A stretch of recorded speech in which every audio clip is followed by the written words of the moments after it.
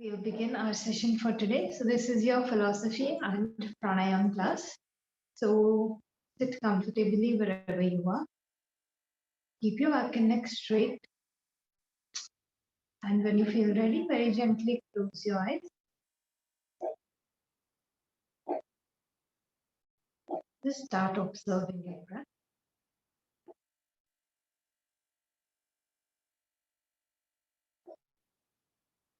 Watch the natural flow of your breathing. As you inhale and as you exhale,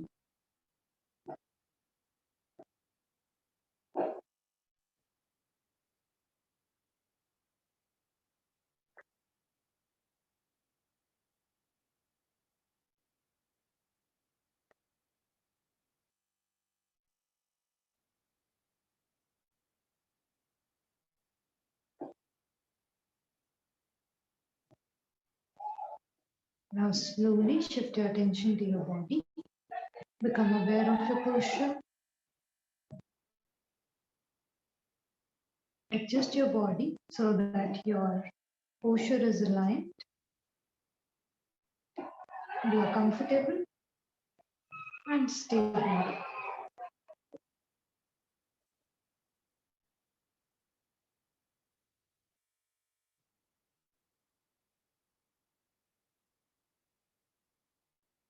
Now gently come back to your breathing and begin to deepen your breath, going for slow, long and deep inhalations, slow, long and deep exhalations.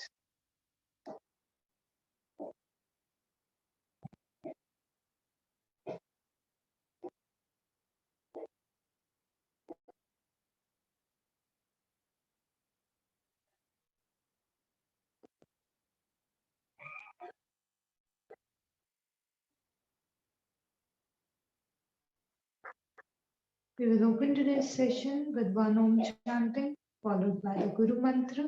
Take a deep breath in for Om. Om.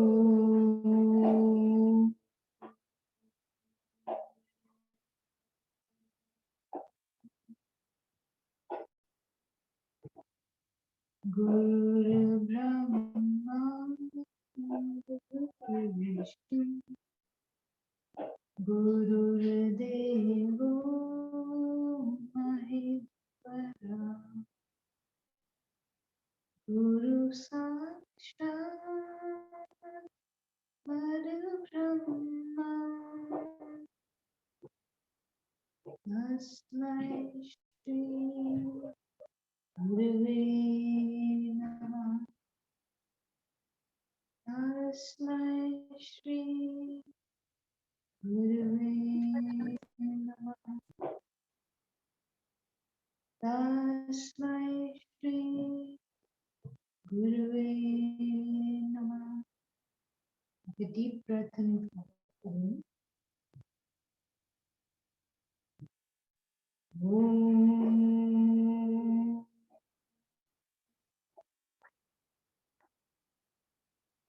Shanti. Shanti. Shanti.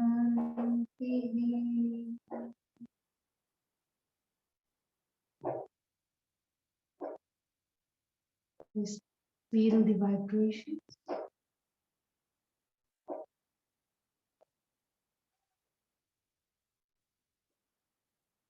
Join both your palms together, begin to rub the palms.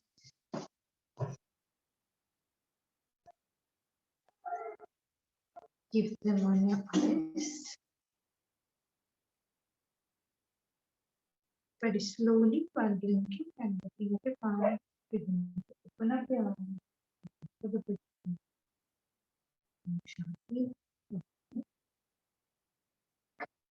So let's begin our session for today. So this is your philosophy and Namaste Om Shanti. So this is your philosophy and pranayam class. So for the first half of the class, we will talk about yoga philosophy.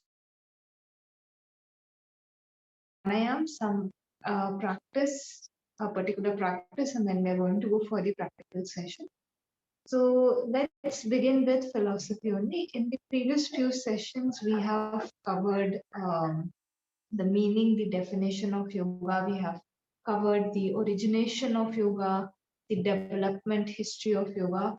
And today we are coming to a very important topic which will help you greatly, because yoga is all about implementation, right? This knowledge, if you just have the knowledge, there's not a lot of benefit you will gain out of it. Like this, people, take PhDs, take so many degrees, but it's only of importance to you if you are able to implement it, right? So when you enter yogic practices, you actually start making a lifestyle change, right? So, what is your lifestyle supposed to be like when you are a yoga practitioner, right? So, today's topic of discussion is actually yogic lifestyle for a practitioner, right? So, lifestyle is nothing but how we live. Each and every habit that we inculcate every day, it turns into a behavior, an attitude, and then that in turn turns into your entire life, right? So each and everything you do every day, right? If you begin to change that in a more conducive way, right? So it should energize you, you should feel excited, your body should have the apt amount of strength to do all the work that you're supposed to do, your mind should also have that strength, right? So lifestyle is nothing but a combination of all the habits that we do every day, and these habits should only lead to our betterment, right? So a lifestyle choice is called unhealthy or bad when it leads to a downward graph, right? Where your current position, and once you follow that thing, your uh, final position, it is like it has degraded, right? So when we look at the lifestyle from a yogic point of view, we are trying to enhance the quality of our life, right? So the first very major point that comes under lifestyle is actually your food, right? So in Sanskrit we call it ahar, AHARA, ahar, or food, right? So food forms a very major part of our lives, right? Most of our day, I don't know about you guys. So when we were in lockdown in my house, since the morning the discussion used to start. What do you want to have in breakfast? What do you want to have in lunch? What do you want to have in dinner? And the entire day was either gone discussing what we want to eat, or cooking what we wanted to eat, or actually eating what we had cooked, right? So food influences a great part of our life, right? The majority of our day goes like thinking about or consuming food, right? So it is a back subconscious thought that is in our mind all the time, right? So food. Now, when we talk of a yogic lifestyle and we are taking the example of food or the topic of food, of course, we are going to move towards a direction where the food that we consume, it's better for our health, right? So in modern terms, you can say that you need to consume a balanced diet, right? Where all the necessary nutrients for your body, they are given to the body, right? Carbohydrates, fats, proteins, vitamins, minerals, all of these things are very necessary. So to someone who is not believing too much into what yoga says about it, very simple explanation for a common person is go for a balanced diet, right? At least the body should get some quantity of everything, right? So, but coming to, because we are in yoga philosophy class, we have to discuss in depth what yoga has to say, right? So, yoga in general talks about food, and it talks about the quantity and the quality of the food, right? So, in yogic terms, we can say there is a concept called myth ahar, MIT, myth, and then ahar, AHAR, right? So let me first only break down the term only what the term is trying to say. So myth, this term, it means sweet. Okay. So essentially the English translation you can see it is sweet food, right? So now you think that okay, every day everybody tells me, eat less sweet. What is yoga doing, right? Why is it asking me to eat more sweet, right? So it's the literal translation, but there is a very hidden meaning behind this term myth. and that is actually how many times you chew your food, right? So literal translation is sweet, but if you see, most of the times when we eat the food, right, we're not chewing it ample amount of times, right? We are just gulping down our food. We want to eat so fast. We don't have that kind of time in our lives where everything we do in our lives, it is so that there is warm food on our table. And when we actually get to the activity of cooking food, we are doing it wrong, right? We are rushing through it. Everything you are doing in life, it's so that there is food, right? There is no lack of food. And this is where you change the quality of how you consume, right? So ideally speaking, you should chew the food 32 times, right? Now it will seem like a very large number. You will get bored chewing one bite 32 times. It's quite boring, right? So it will take you very long to eat your food also. So it might not be feasible for all of you, right? So what you can start to do is, if right now you are supposed taking 5 bites, you can at least move towards 7, 8, if you can go for 10, right? So this breakdown of food is very, very important, right? When we talk of chewing the food properly, there is proper science behind this, right? The more you chew the food, right, the better digestion will take place, because the digestion starts from the mouth, right? When the saliva it mixes with the food, right? This proper mixing takes place when you give chewing time, right? Otherwise, the task of whatever digestion was supposed to take place in the mouth, when that is transferred to the stomach, then the stomach struggles to digest that, and indigestion is caused, or so many digestive issues are taking place these days, right? So simplest solution: start chewing your food more times, right? Saliva has a lot of enzymes which breaks down the food. So when you chew the food properly, it becomes sweet in your mouth, right? So now sweet meaning that the quality of the food changes. So when you chew so many times, 32 times, you can experiment with one bite, right? It will become sweet in your mouth. And this sweetness is actually indicative of the alkaline nature of the food, right? So today the entire world is running towards alkaline foods, right? They want to add those more to the diet, right? And the thing is that every food you consume, if you chew it properly, the mixing of the saliva, the breakdown, everything, the quality of the food will become alkaline in your mouth. So you don't have to go out and get alkaline food, right? Everything you consume can acquire that quality if you just change the number of times you are chewing that, right? So today's task for you is this only: at least for one meal, give chewing time, right? See the kind of change that comes into your own digestive process, how you feel about the food that you've consumed. Sometimes, we eat very fast and then we feel very heavy in the stomach, right? So this is a very practical change that I'm telling you. You can increase from where you are today to at least a higher number, right? And slowly, slowly you can aim to reach the count of 32 maybe someday, right? So first thing is this quality of the food, right? Then I also talked about the quantity. So Yog says that it has divided. If right now you are taking 4 portions of the food, then Yog says that you should reduce it to half. So your stomach, it should at all times be half empty.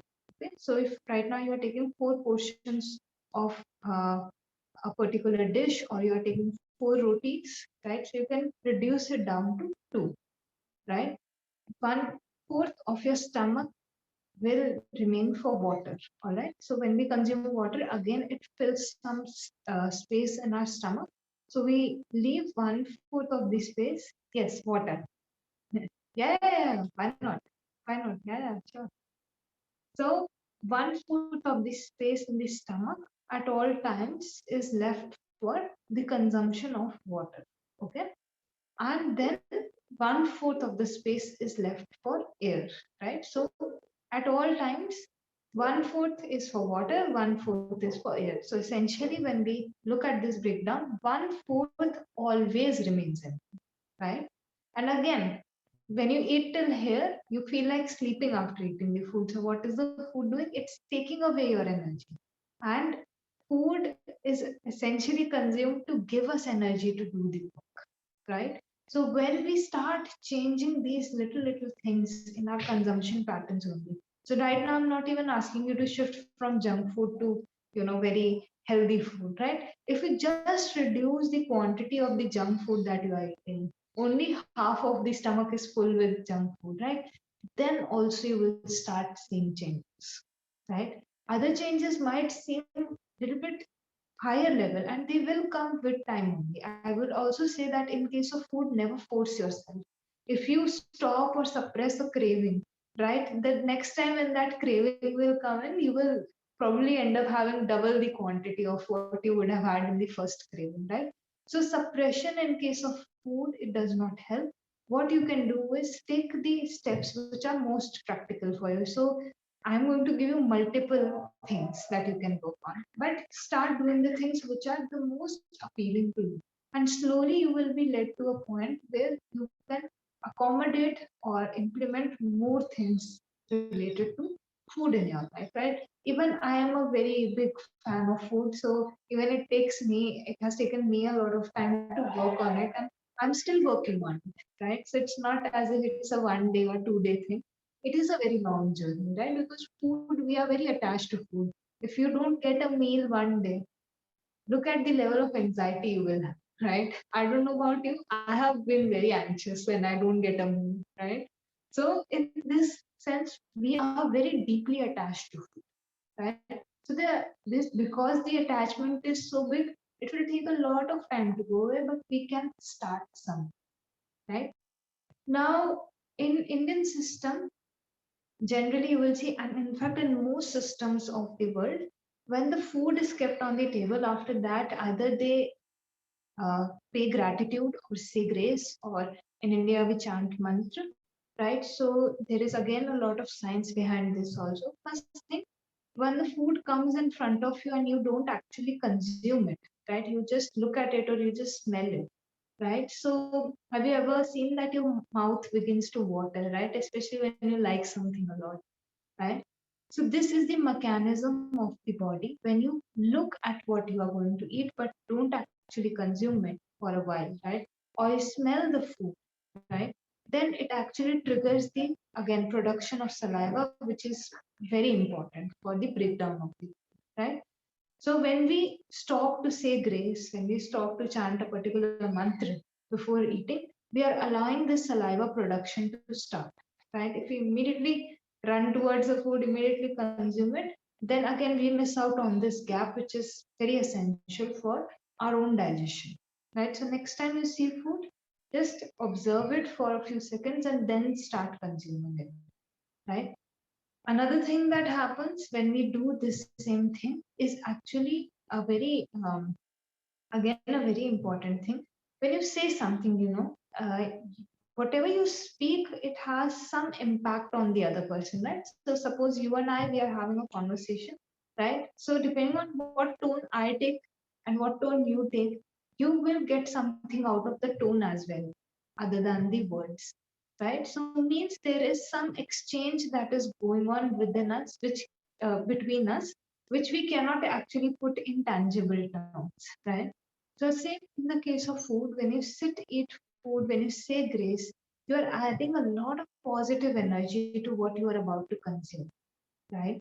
You're even, I don't know where the food will come from, right? So many times we don't cook our own food, right? We don't know where the food comes from. Maybe somebody very angry is cooking the food, right? So they will add their anger into the food, right? So before you consume your food, it is good to stop, chant something positive, because that food is going to enter your body, right?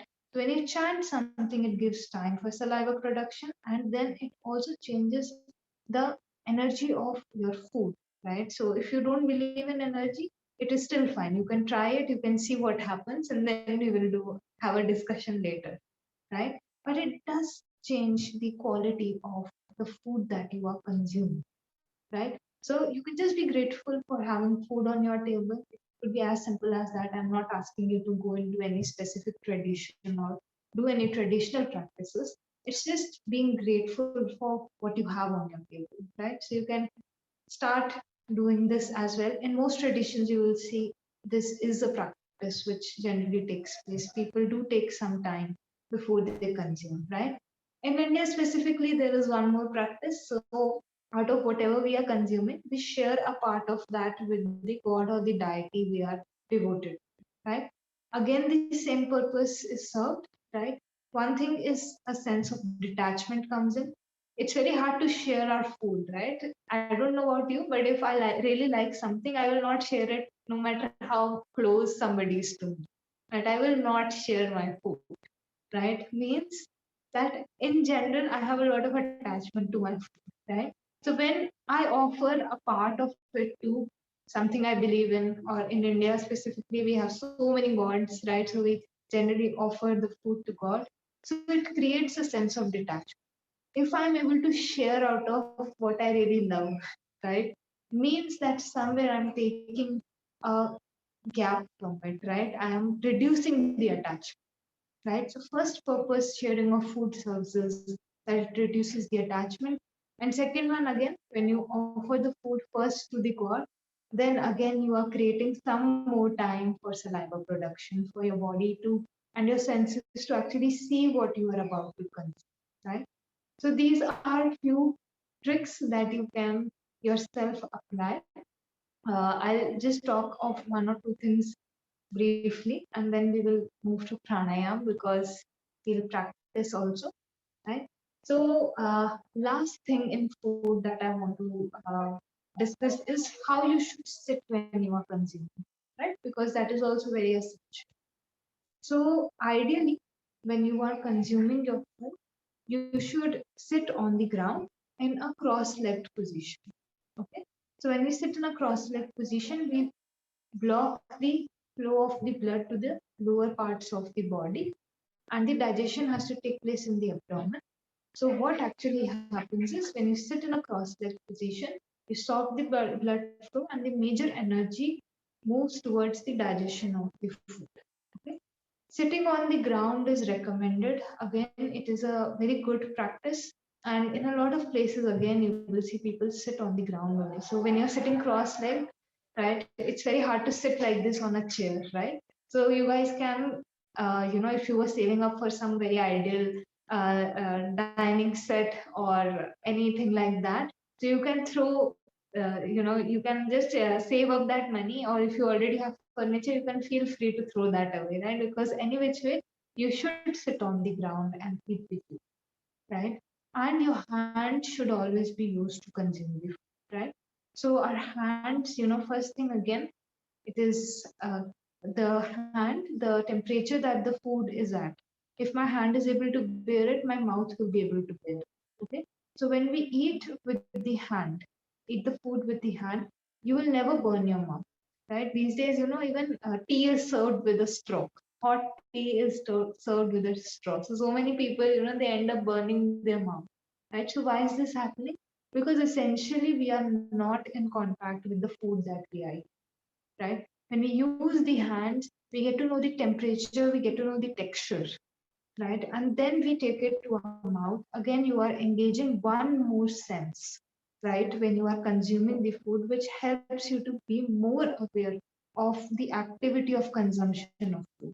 Because most of the times, let's face it, I am consuming my food, either I'm watching something or my mind is elsewhere only and I'm just eating absent-mindedly. So the more senses I am able to engage, the better I am able to connect with my own food and the activity that I'm currently doing. Basically, you have to come back to the activity you are currently doing, right? So consuming the food with the hands, it has its own, benefit, right? On so many other levels also. When you really like love somebody or it's your family member only, right? And you offer them food with your hand, right? The taste of the food changes, right? I still remember when I was ill, my sister, she was giving me food when I was ill, and because she was giving it with her hands, not with a spoon, with her hands, the taste of the food, even though I had fever, right? And in fever, everything tastes very bad. But I could feel that thing, the kind of energy her hands were adding. right? And not I am not the only testament. So many people that I know, they go back to their home after work and everything, and they love it when their mom feeds them or when their loved one feeds them, because it does change it does capture that energy, the food of whoever is giving it, and when you are eating it yourself, it will add more of your energy to that food. So it will help you with that sense of connection with the food, right? So tomorrow I will talk more about food, what other tricks and tactics you can add into your lives. Feel free to take whatever you want to. Any questions so far? Any issues? Any doubts? No, no, no, explain very well. I don't. Sorry, I'm sorry. thinking I have my food at like 1:30, so I'll not be able to do the pranayam actually. Actually, I'm in office. Sorry, can you repeat I'm in again? office today. Actually, I'm in office today. Acha, acha. Oh, okay. No worries, no worries. You can attend as much as is So, possible for you. Yeah. Don't worry about it. Just attend as much as is possible for you. So we are going to talk on these kinds of topics only in these classes, especially yoga philosophy, right? Great. thank you so much. What's your name, ma'am? Soumya. Okay. Thank you so much. Thank you. No worries, no worries. Thank you. Bye, ma'am. Okay. All right. So let's begin with pranayama now. So today we are going to cover the concept of yogic deep breathing. In the previous few classes, we have covered the sectional breathings, right? So we have done the abdominal breathing, the thoracic breathing, and the clavicular breathing in the previous class. And today we are going to go for a practice which is a combination of all three of them, right? Which is called yogic deep breathing, right? So as the name suggests, this is the deep breath that you take, and this is the full breath that you take. Okay? So even though yogic deep breathing increases the oxygen level in your body, abdominal breathing is the best way to breathe throughout the day. So I will still stick to this thing. The yogic deep breathing is not the ideal way to breathe throughout your day. Abdominal breathing, right? So coming back, right? So what is yogic deep breathing? It is a combination of the three sectional breaths, right? So it's also called the three-part breathing, yogic deep breathing. Other names that are most likely to be said for this practice is deep breathing only, right?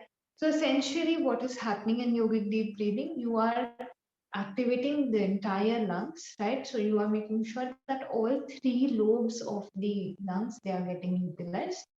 So the yogic deep breath can be understood with the analogy of a water bottle, right? So when you start filling up a water bottle, suppose you have an empty water, right? When you start filling up that water bottle, what begins to happen is that the water first fills the lower part of the bottle and then it moves up and reaches the neck of the bottle.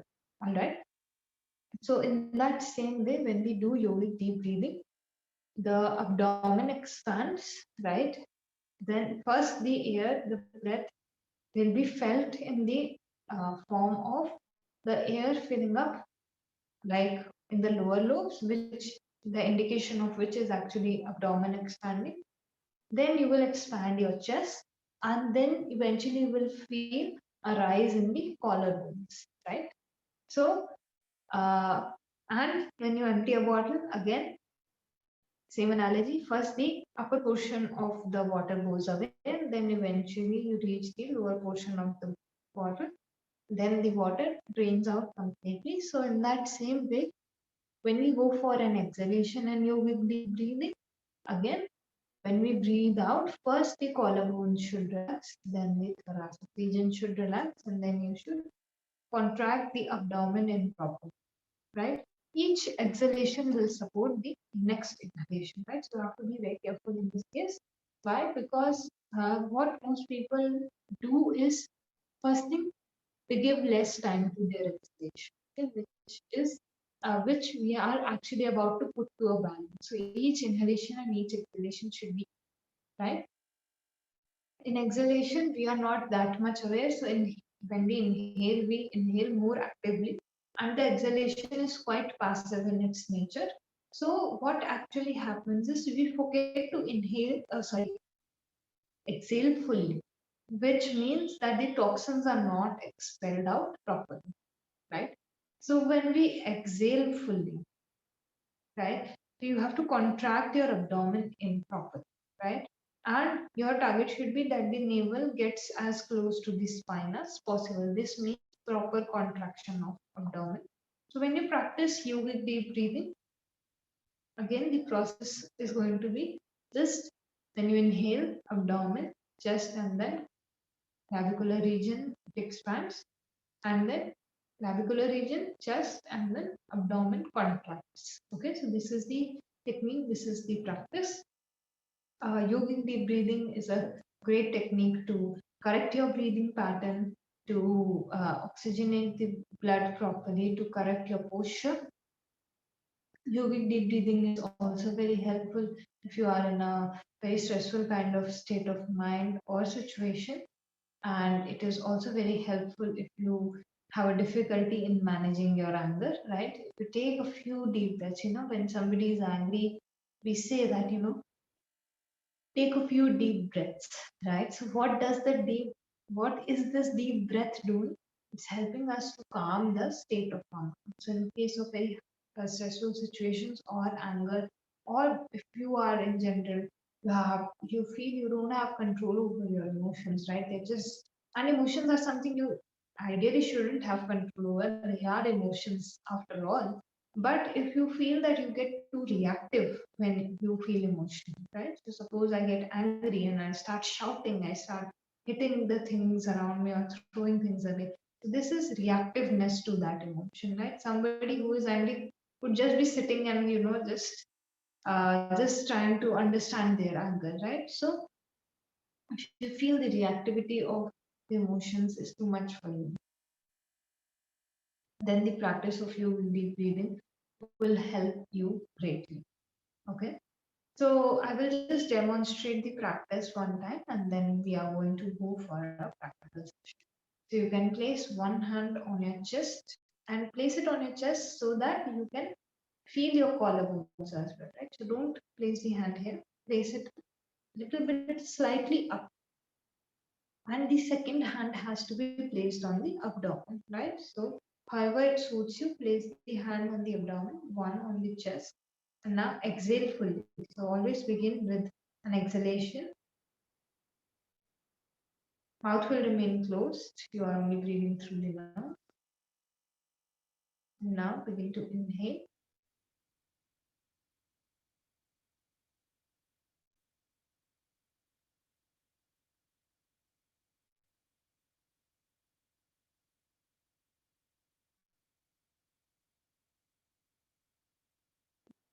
So this was one yogic deep breath. So basically, as you could see, first thing, there was no pause in my breath. Okay? So even if you weren't able to observe, I will briefly elaborate on what are a few other things, okay, which are necessary. First thing, because we are doing the three sectional breathings now together in the same breath, what a lot of students do after abdominal breathing, they will pause. Then thoracic breathing, they will pause, and then they will go for clavicular breathing, right? Because before this, you have done them separately. So this should not be the case. The breath has to be taken in one go, and the movement is felt on all the three areas of the body, right? Same goes for exhalation, right? So next thing, which is very important when you do yogic deep breathing, is maintaining the smoothness of the practice. So sometimes what people do, when they take the breath in or expel the breath out, there is a lot of noise or force, right? Again, it is not smooth flow. You will create a sound like this. If I create the sound like this is something you don't have to do, right? As you saw when I was breathing, it was very natural, just deep. Okay. Third thing, when you do yogic deep breathing, because you have done the sectional breaths a lot before this, or even as much as you have done, it doesn't matter how much you have done, but because you have done the sectional breaths separately, right, not in one conjunction. So what happens is you start feeling that when I'm doing the yogic deep breath, my abdomen is not expanding as much as it should have, right? So of course it will not. Earlier your entire energy was going towards the movement of the abdomen only, or the entire breath was going towards that, right? But now you are dividing the same breath, right? So when this thing happens, right, it is completely normal. Okay, it's not something to get worried about, right? So each and every portion, it will expand less than it would have if you would have done the separate sectional breathings, right? Uh, so we can begin with the practice now. These are all the points that you need to keep in mind. Yogic deep breathing, if you do it laying down, again, this is one of those practices that you can do while you're lying down. So it is easier to observe this practice when you are in Shavasana. You can choose your posture. If you want to sit, you can sit. If you want to lie down in Shavasana, again, just make sure your posture is relaxed. Legs should be away, hands away from the body, right? Sorry, legs apart, hands away from the body, palms are facing upwards.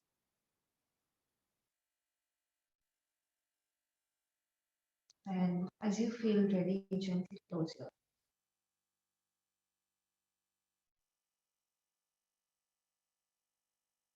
Simply start observing the natural flow of your breath.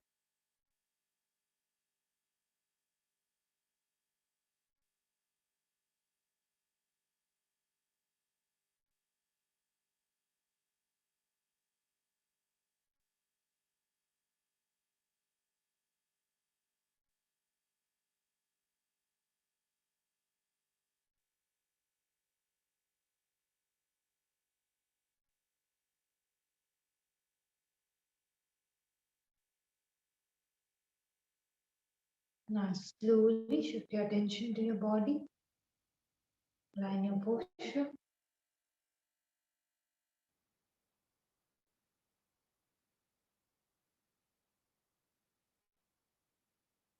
Coming back to your breath.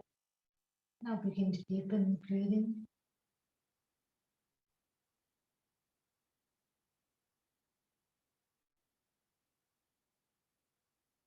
Prepare yourself for the first practice. We will go for abdominal breathing. You can place one hand on your abdomen. Exhale fully. Now begin to inhale. As you inhale, expand your abdomen. As you exhale, contract your abdomen.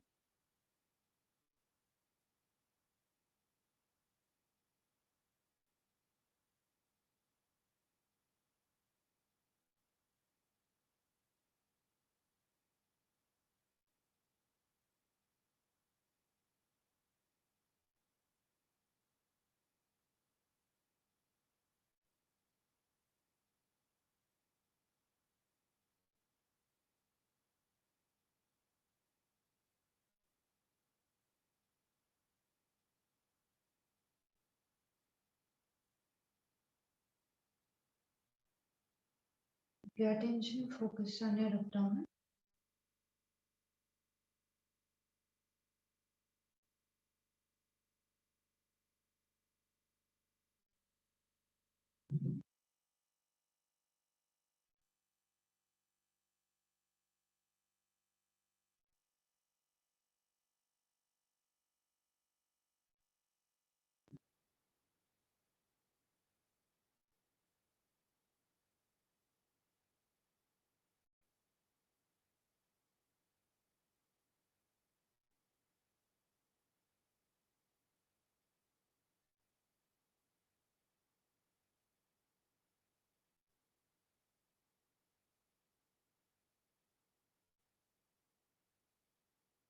Your next exhalation, suspend your practice. Come back with the natural flow of your breathing.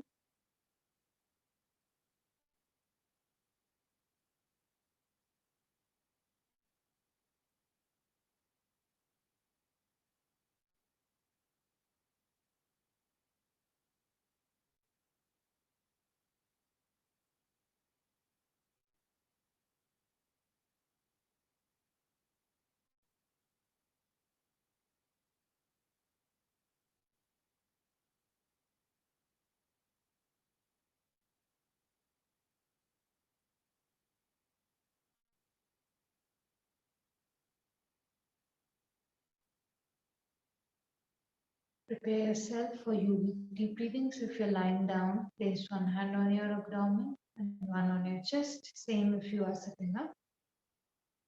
Just if you are sitting up, just straighten your back before we begin the practice. Exhale fully.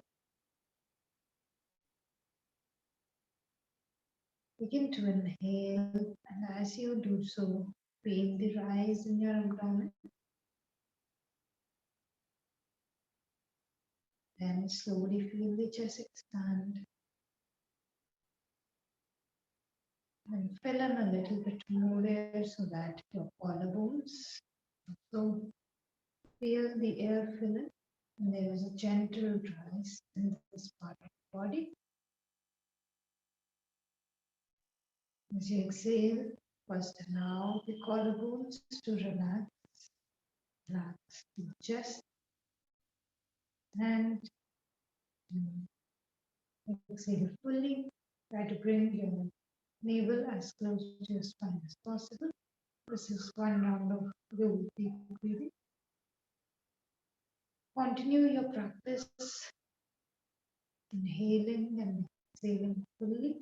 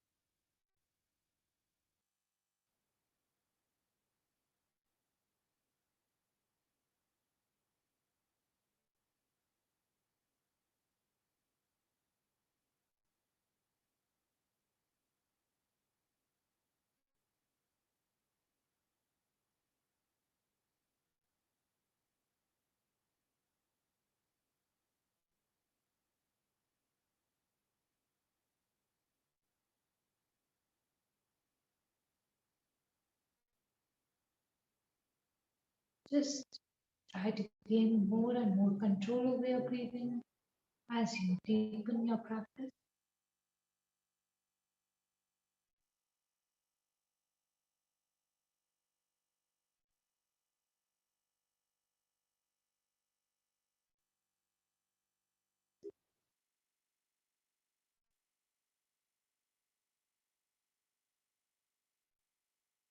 With each inhalation, each exhalation, and experience the yogic deep breath.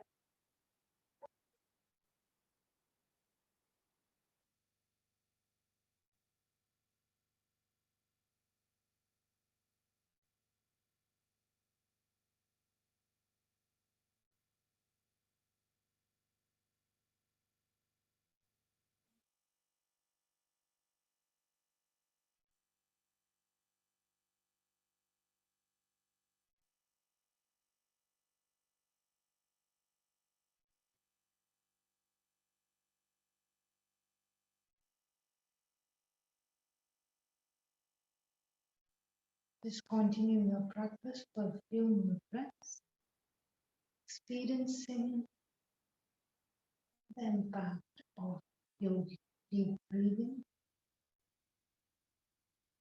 feeling the oxygen in the body increase, fill up the blood, reach each and every cell as you do yogic deep breathing.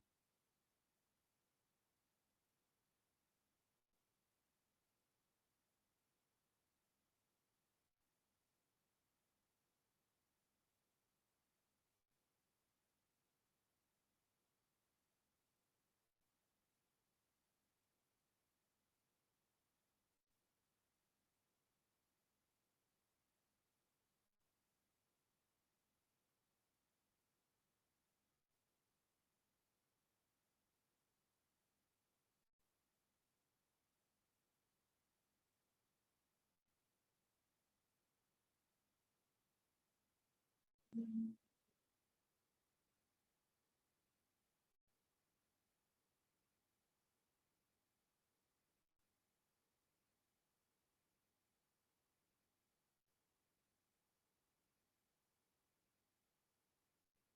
next exhalation, completely suspend the practice and observe the natural flow of breathing.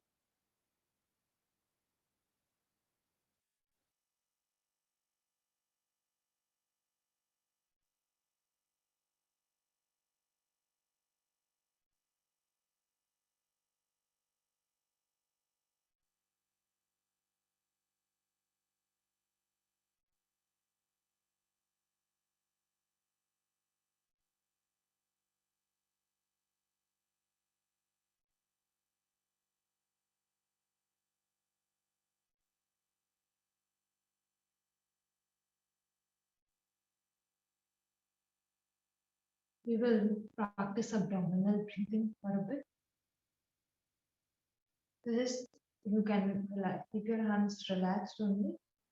Just as you inhale, feel your abdomen rise. As you exhale, contract.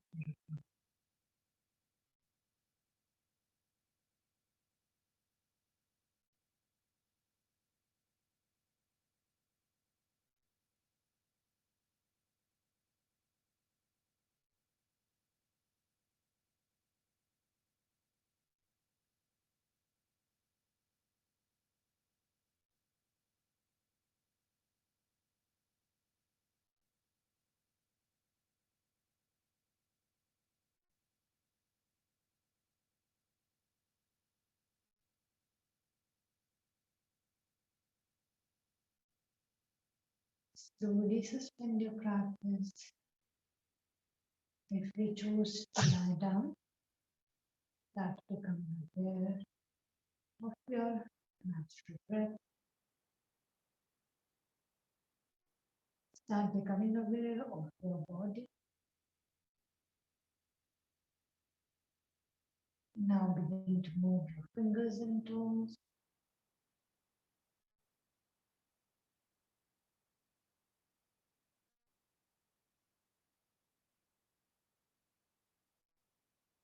Join your legs together and turn towards the left side.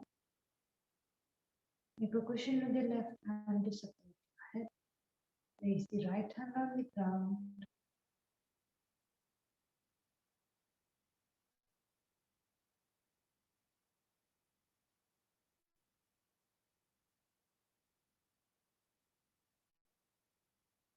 When you feel ready, gently lift your body up. Keep your eyes closed, back and neck straight. To those of you who are sitting, again, if you feel the need, you can gently move your fingers, you can gently move your toes.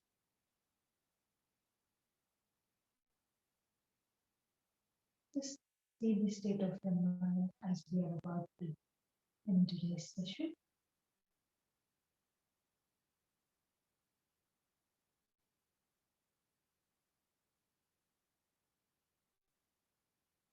We will chant on one time, one, Sri Shanti. Take a deep breath in.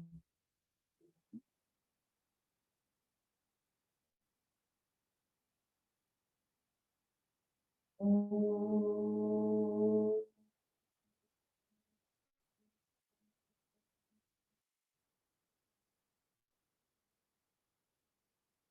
Shanti, Shanti,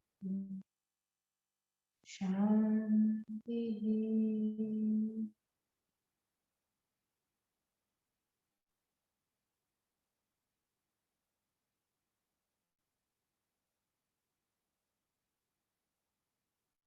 Bring your palms together and gently bow down.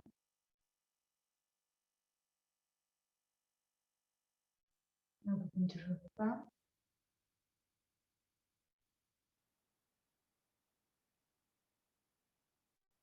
Keep them on your eyes.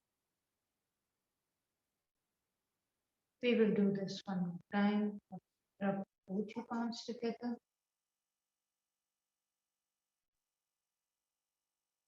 Put them on the eyes. very slowly. I'll blink it and open my mouth. So your eyes with a big smile on your face. Shanti.